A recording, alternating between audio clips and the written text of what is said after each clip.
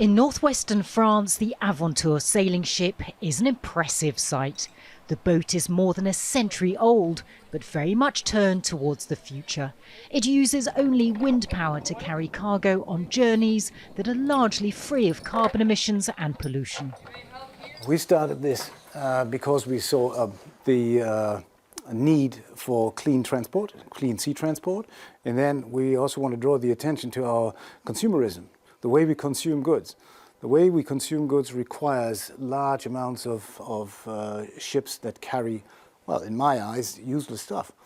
And that creates a lot of pollution for the earth, which is absolutely unnecessary. So we want to offer an alternative. Global shipping accounts for 3% of the world's annual carbon emissions.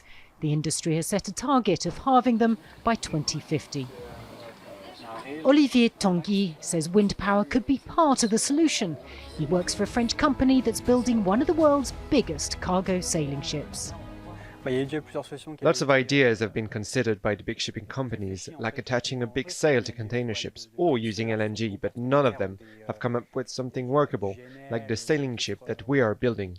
Demand for wind-powered transportation is growing. An increasing number of companies are signing up to have their goods carried by sailing ships because it is good for the planet, but it's also good for business. In eastern France, the country's only carbon-neutral champagne producer uses electric machinery and sustainable methods. And we use 80% of recycled glass, which uses less energy to melt. Michel Drapier transformed his generations-old estate because he's passionate about the environment. He'll soon use sailboats to ship his champagne to clients abroad. It's more expensive to carry the wine that way, but I'm sure that some consumers, a majority of consumers in the future, will appreciate the fact that the transportation doesn't produce any carbon.